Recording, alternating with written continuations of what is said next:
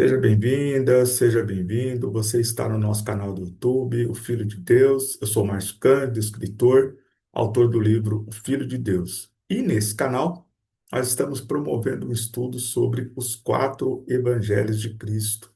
E hoje, com a passagem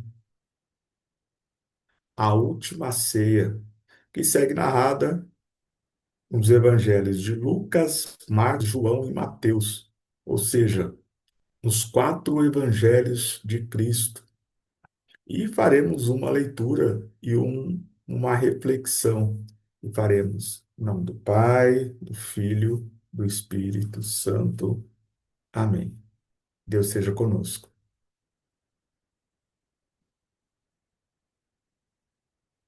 Lucas capítulo 22, versículo de 7 a 23. Raiou o dia dos pães sem fermento, em que se devia imolar a Páscoa. Jesus enviou Pedro e João, dizendo: Ide e preparai-nos a ceia da Páscoa. Perguntaram-lhe eles: Onde queres que a preparemos? Ele respondeu: Ao entrardes na cidade, encontrareis um homem carregando uma bilha de água.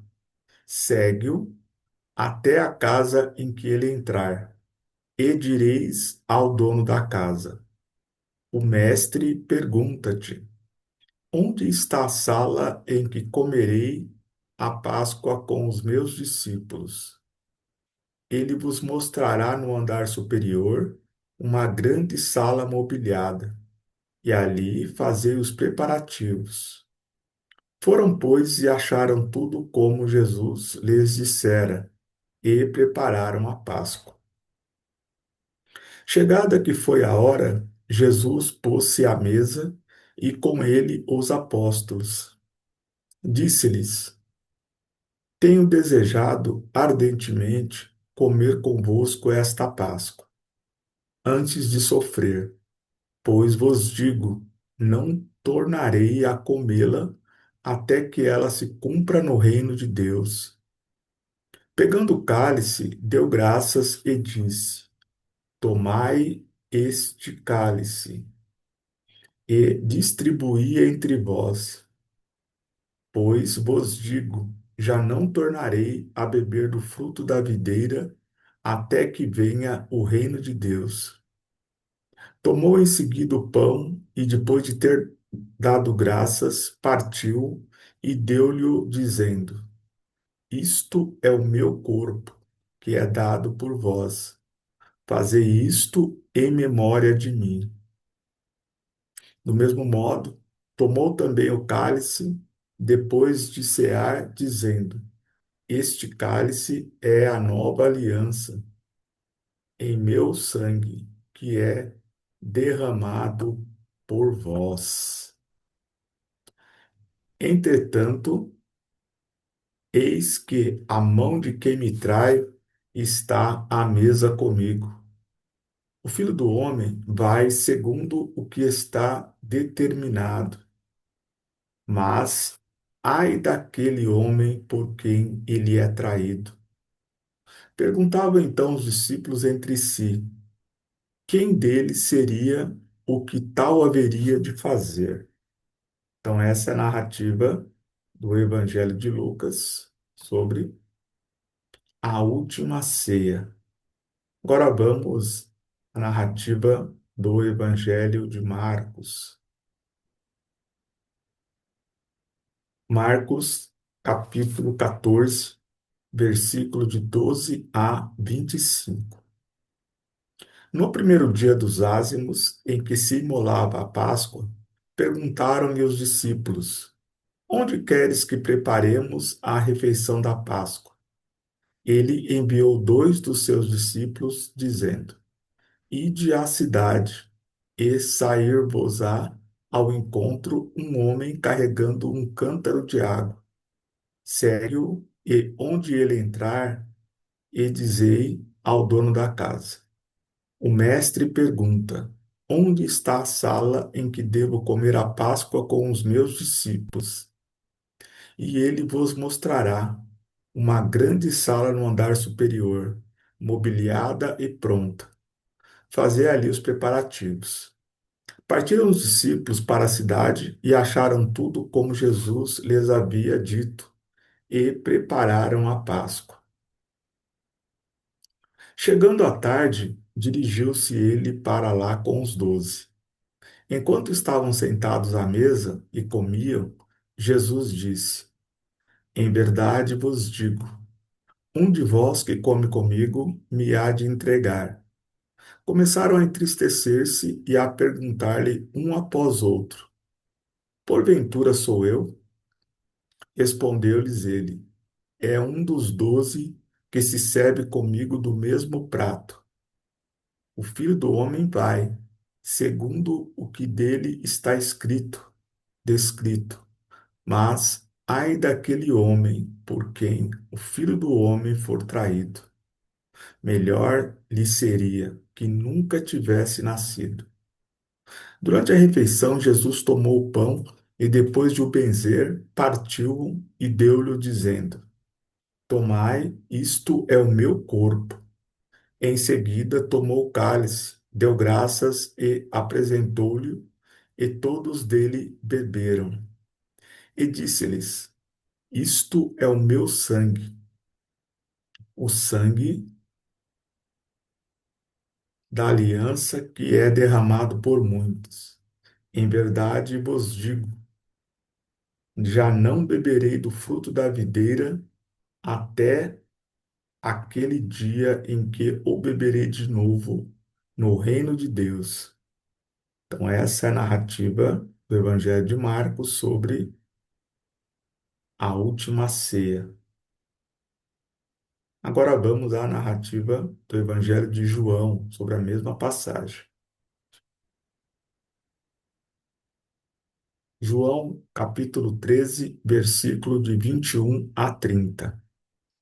Dito isto, Jesus ficou perturbado em seu espírito e declarou abertamente: em verdade vos digo, um de vós há de me trair. Os discípulos olhavam uns para os outros sem saber de quem falava. Um dos discípulos, a quem Jesus amava, estava à mesa, reclinado ao peito de Jesus. Simão Pedro acenou-lhe para dizer-lhe: Dize-nos de quem é que ele fala. Reclinando-se, este mesmo discípulo sobre o peito de Jesus interrogou-o: Senhor, quem é? Jesus respondeu: É aquele a quem eu der o pão embebido.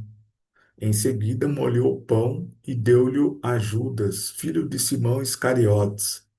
Logo que ele o engoliu, Satanás entrou nele. Jesus disse-lhe então: O que queres fazer, faze-o depressa.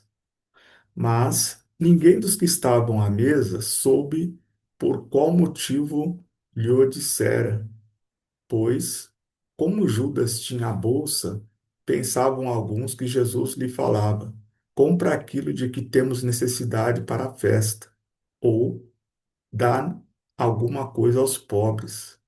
Tendo Judas recebido o bocado de pão, apressou-se em sair, e era noite. Então, essa é a narrativa do Evangelho de João sobre a última ceia. Agora vamos à narrativa do quarto evangelista, narrativa de Mateus.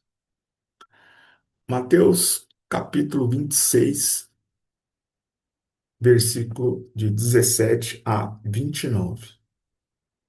No primeiro dia dos ázimos, os discípulos aproximaram-se de Jesus e perguntaram-lhe: Onde queres que preparemos a ceia pascal? Respondeu-lhes Jesus: Ide à cidade, à casa de um tal, e diz-lhe: O mestre manda dizer-te: Meu tempo está próximo. É em tua casa que celebrarei a Páscoa com os meus discípulos. Os discípulos fizeram o que Jesus tinha ordenado e prepararam a Páscoa. Ao declinar da tarde, pôs-se Jesus à mesa com os 12 discípulos. Durante a ceia, disse: Em verdade vos digo, um de vós há de me trair. Com profunda aflição, cada um começou a perguntar: Sou eu, Senhor? Respondeu ele: Aquele que pôs comigo a mão no prato, esse me trairá. O filho do homem vai como dele está escrito, mas ai daquele homem por quem o filho do homem é traído.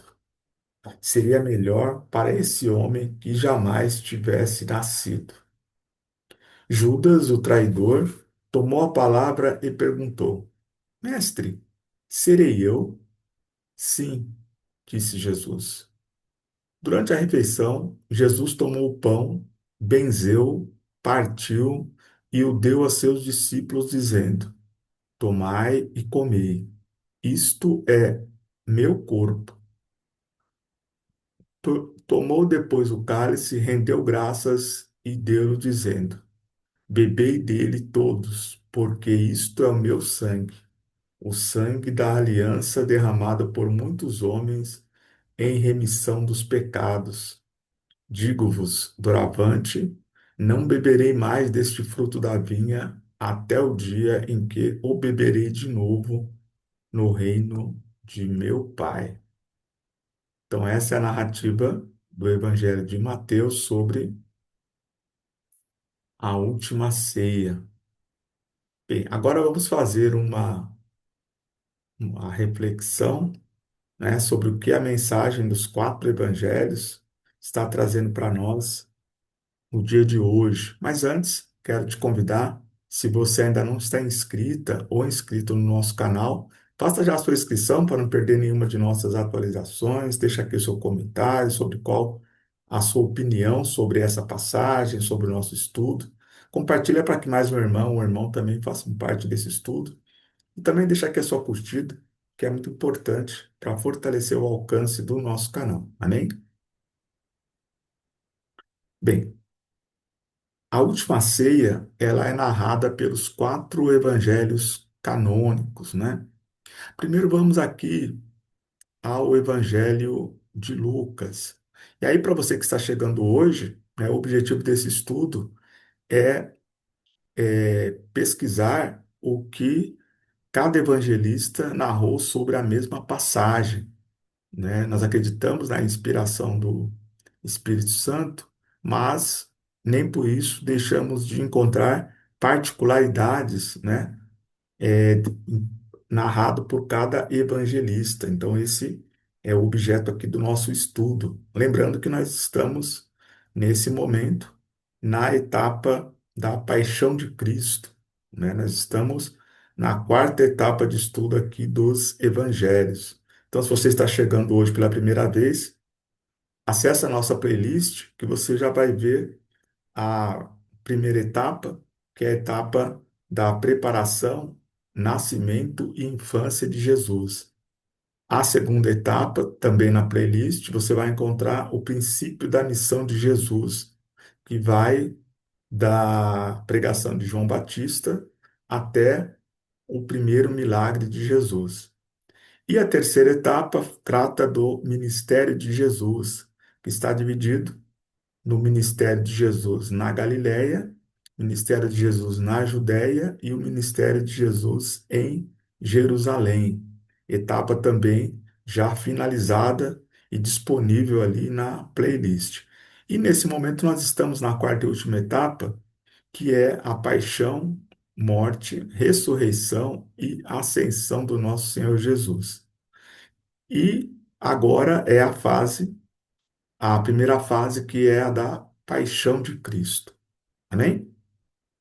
Então entra lá na playlist e vai seguindo e vai tendo aí todo o roteiro daquilo que nós já estudamos aqui. Bem, aqui é muito importante refletir sobre o sentido da Páscoa, né? Aqui na ceia, na última ceia, Jesus ele vai definitivamente implementar a nova aliança. Por quê? Na Páscoa dos judeus, a centralidade estava na lembrança sobre a libertação dos hebreus no Egito, né? Lembrando que os hebreus são os ancestrais dos judeus. E na tradição judaica, antes da Páscoa, imolavam-se os cordeiros, né? E aspergiam o sangue. E qual que é esse simbolismo, né? É importante fazer um rápido resgate aqui. Durante 400 anos, os hebreus estiveram escravizados no Egito. E na libertação, ela liderada por Moisés, Deus lançou 10 pragas sobre o Egito. E a última praga foi a morte dos primogênitos, né? Quando Deus enviou o anjo da morte e matou todos os primogênitos dos judeus, poupando os primogênitos dos hebreus. E, como forma de sinal de aliança, nas portas dos hebreus foi aspergido o sangue do cordeiro para que o anjo passasse diretamente, sem ferir, não é, os primogênitos dos hebreus. Então, existe por isso que eles vão imolar um cordeiro ali como essa lembrança. E aqui, na última ceia, Jesus está se colocando como ele próprio, como cordeiro, né? Que a partir daí já não era mais necessário imolar cordeiros, porque o próprio Filho de Deus se ofereceu em sacrifício pela redenção da humanidade, né? Pela salvação, né? Pelo perdão dos nossos pecados. Então, esse momento da última ceia, ele está selando um novo pacto da Páscoa. E os cristãos passarão desde então a celebrar como a morte e ressurreição de Jesus, né, pelo seu sacrifício pela humanidade. Bem, aí, voltando aqui no Evangelho de Lucas, Jesus ele faz muito semelhante como ele fez na entrada de Jerusalém. Né? Você que participou do estudo nosso aqui, ou que tem seus estudos aí na sua comunidade religiosa, ou pratica na sua casa, você vai lembrar que da mesma forma, né, quando ele pediu para buscar o jumento, ele fez todo um indicativo, né? Você vai em tal lugar, as pessoas vão te perguntar tal coisa, e você responde dessa maneira, e tudo aconteceu dessa forma. E aqui, da mesma maneira, ele aleatoriamente, mas já sabendo onde as coisas se posicionam, lembrando que Jesus é Deus, né? Então ele é onipotente, onisciente e onipresente, né? Então ele não precisa estar para ele saber das coisas. Então ele deu todo o indicativo, olha, você vai entrar na cidade, vai ter um homem carregando água, você vai segui-lo e vai perguntar onde é a sala da onde eu comerei a Páscoa com os meus discípulos. A Páscoa, né? Os meus discípulos. E acontece exatamente da maneira como Jesus coloca. E também no Evangelho de Marcos, Jesus faz da mesma forma. Mas aí existe uma diferença, né? Porque em Lucas, Jesus tem a iniciativa, né? Ele fala, ele envia, né, Pedro e João e diz: Ide, preparai-vos a ceia da Páscoa. Ou seja, Jesus toma a iniciativa. Vão. E aqui tem um detalhe que Lucas, ele é o único evangelista que cita o nome dos discípulos que vão até a cidade. Vocês vão perceber, ele fala que é Pedro e João, mas os demais evangelistas não citam o nome desses discípulos, entendeu? Eles só falam que foram dois. Nisso existe uma coincidência. E qual que é a diferença do Evangelho de Marcos? Em Marcos, são os discípulos que perguntam, né? Perguntaram-lhe os discípulos: onde queres que preparemos a refeição da Páscoa? Percebe a diferença? Então, Lucas Jesus toma a iniciativa e aqui Marcos, os discípulos perguntam para Jesus, né? E eu vou deixar João para o final, porque o Evangelho de João ele é bem específico, né? E aqui no Evangelho de Mateus, da mesma forma, né? Os discípulos perguntam onde queres que preparemos a ceia pascal. Então, Mateus segue a mesma narrativa de Marcos e tudo se dá da forma como Jesus orientou, né? Então, esse é o preparativo do local. E era um bom local, né? Então, não é só a pintura, né? Pela indicação aqui, era uma sala, Jesus fala que é uma sala grande, no piso superior, né, mobiliada. Então era um espaço confortável, né, onde foi preparada a Páscoa com os discípulos. E esse local depois, ele que ele está identificado desde a igreja primitiva como o cenáculo ali do Monte Sião de Jerusalém, né? Então depois foi erguida uma igreja nesse local e tempos depois se transformou em uma basílica, né? Uma grande basílica. Bem, essa é a primeira parte da narrativa. Aí na segunda parte da narrativa é quando chega o momento em que eles vão comer a Páscoa, né? E aqui, e aí é importante, né? Nós estamos na Paixão de Cristo, então esses momentos finais, eles são muito sensíveis, né? Então é um momento que já inicia uma despedida de Jesus em relação ao cumprimento já da sua missão. E nessa mesa, Jesus ele vai instituir aquilo que ficou conhecido como um rito da liturgia, né? Até os dias atuais, na Igreja Católica e também algumas denominações evangélicas, tem esse rito, né, do cálice, do pão e do vinho, né? O pão representando o corpo de Jesus e o vinho, o sangue de Jesus, né? Então Jesus ele inaugura aqui esse rito, né? Tomando o pão e o cálice e dando graça e distribui a todos os discípulos, né? Dizendo: fazer isto em memória de mim, para que nós jamais nos esquecêssemos que o Filho de Deus deu a sua vida pela nossa salvação. Ele, que não tinha pecado, um justo, um inocente, morreu para que nós pudéssemos sermos libertados do nosso pecado. Amém?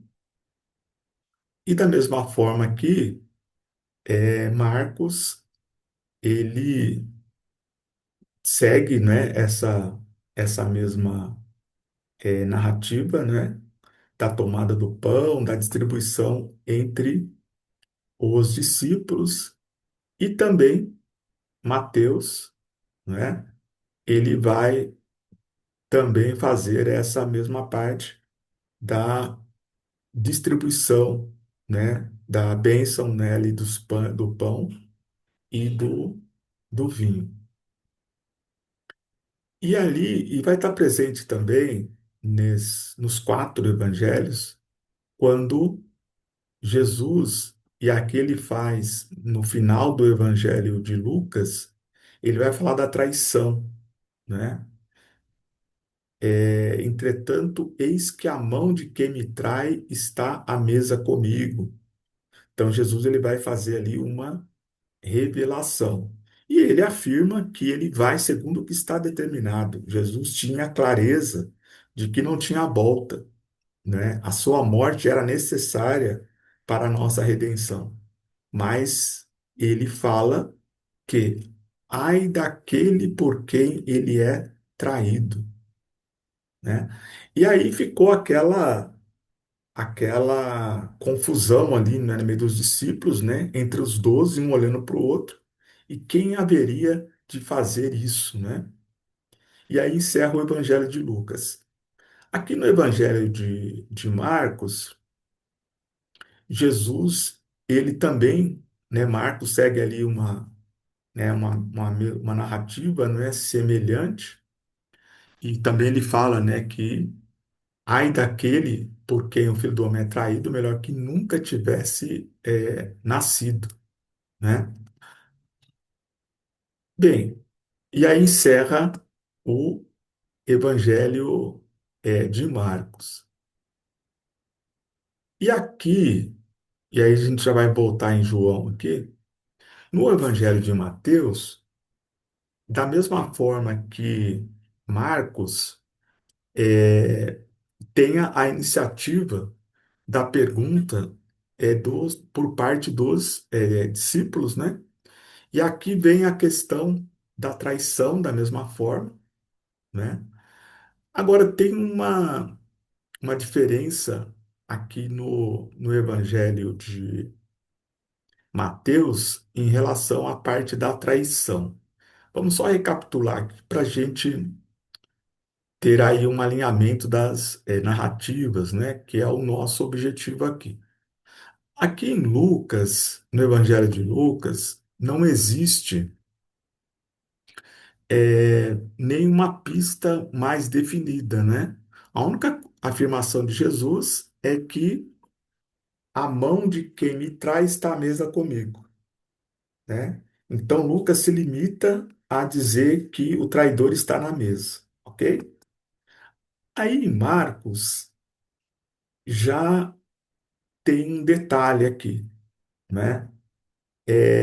Jesus fala: em verdade vos digo, um de vós que come comigo me há de entregar.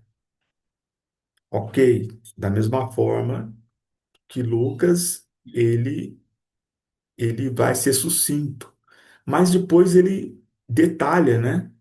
Quando eles começam a ficar tristes e fazer pergunta entre eles, Jesus ele define: é um dos 12 que se serve comigo do mesmo prato.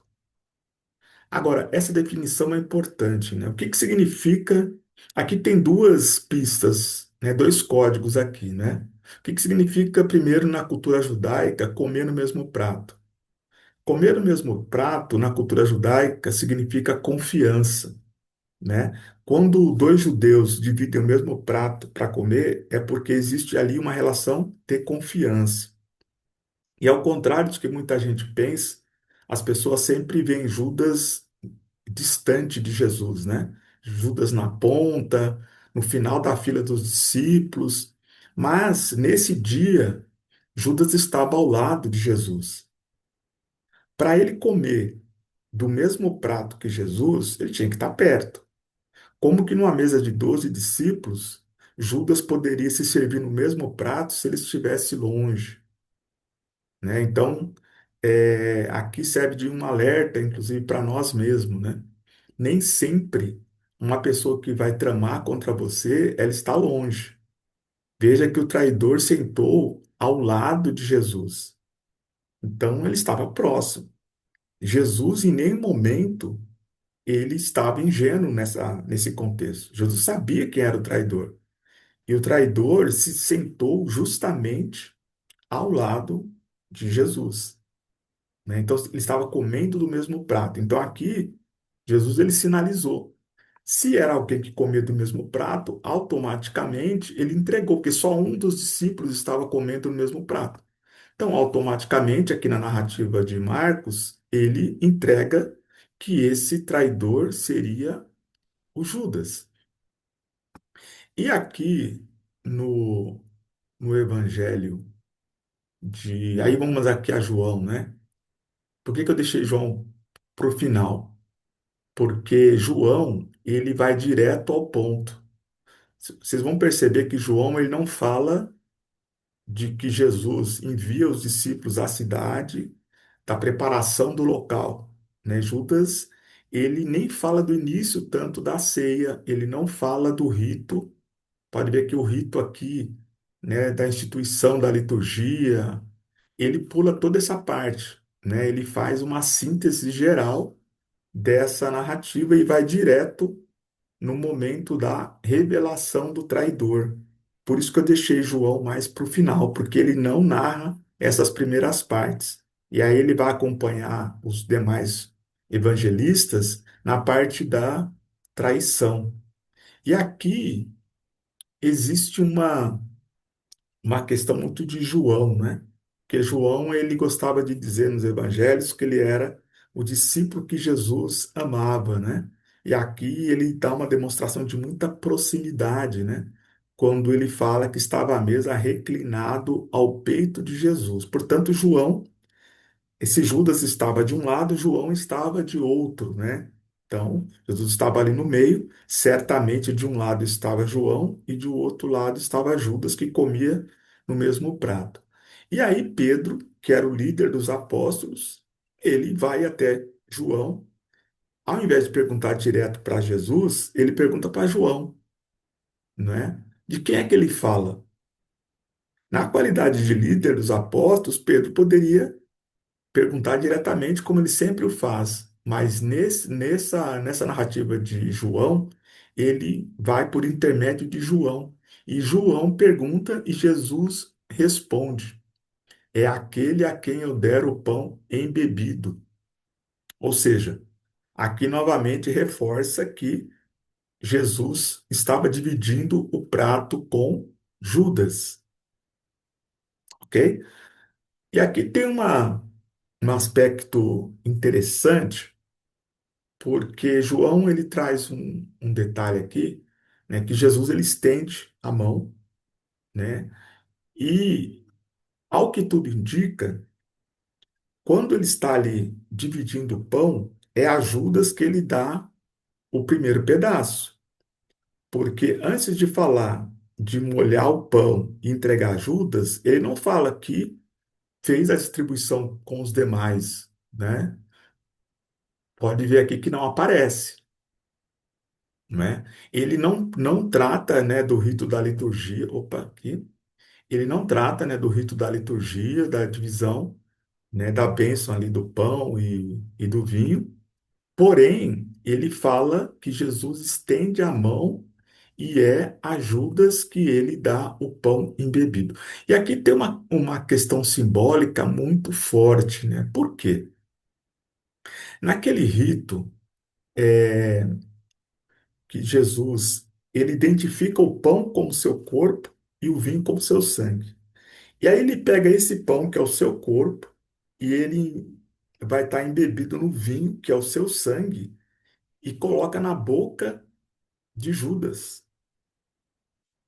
Como que colocando que Judas seria o responsável pela por entregar Jesus à morte. Percebe? Então, ele molha o pão no vinho, ou seja, o corpo e o sangue, e coloca na boca de Judas. E logo em seguida, Satanás entra nele e Jesus fala: o que queres fazer, faz-o depressa. Agora, é muito importante aqui que também esse gesto de Jesus para com Judas necessariamente não deve ser visto como um gesto de condenação. Pode ser também um ato de misericórdia, um ato de busca de arrependimento. Porque Judas, nesse momento, ele podia mudar de ideia. Judas ainda estava à mesa com Jesus. Ainda existia uma oportunidade de um arrependimento. Mas você que nos acompanha aqui ou segue aí cronologicamente o estudo bíblico, você vai perceber que nesse momento, na última ceia, Judas já tinha recebido as 30 moedas de prata. Então, a traição já tinha sido consumada, né? Então, aqui é muito importante essa avaliação. E é a última ceia em que, aliás, o último momento que Judas compartilha com os 12. Porque a partir desse momento que ele sai da mesa e Jesus fala, faze depressa, ele não volta mais a compor com os discípulos. Aí no final, João ainda dramatiza um pouco mais, né?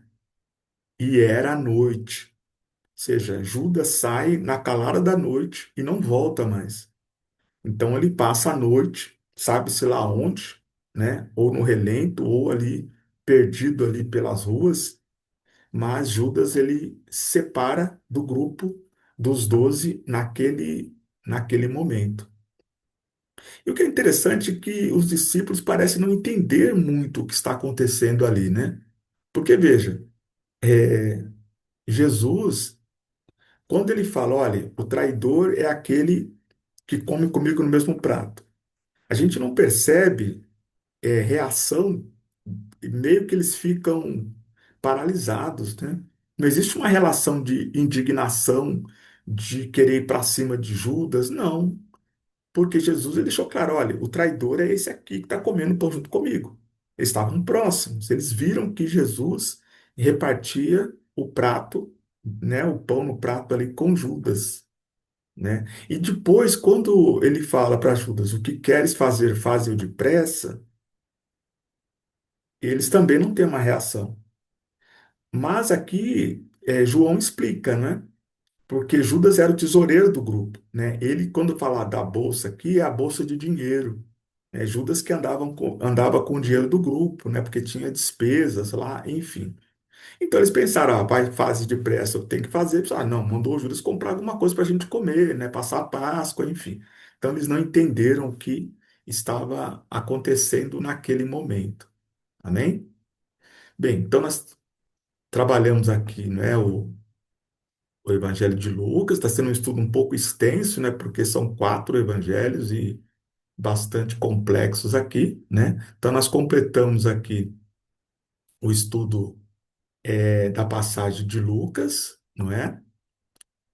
E Marcos também nós completamos aqui, né? Toda a narrativa de Marcos. E aqui João também, né? Que é mais sucinto, ele narra especificamente a questão, é o contexto da traição. Mas Mateus, ele traz uma questão aqui que é muito específica do seu evangelho, porque diferente dos demais evangelistas, aqui existe uma ação mais direta, né? Judas, ele tem uma fala aqui, né? Então, Judas, o traidor, tomou a palavra. Judas não fala nas narrativas de Lucas, de Marcos e de João. Aqui ele fala. Então, Judas tomou a palavra e perguntou: Mestre, serei eu? E Jesus responde: Sim, disse Jesus. E Jesus ele faz isso antes da ceia. Veja que interessante. Não foi depois. Depois de ter afirmado, olha, você é o traidor, aí ele vai fazer o rito, tomar e beber, isto é o meu corpo, o cálice, né, que é o meu sangue, bebei, porque isso é o sangue, o sangue da nova aliança derramado por muitos homens em remissão dos pecados. Judas participa dessa parte. Aliás, Jesus, sabendo que Judas era o traidor, ele poderia ter evitado de lavar os pés de Judas.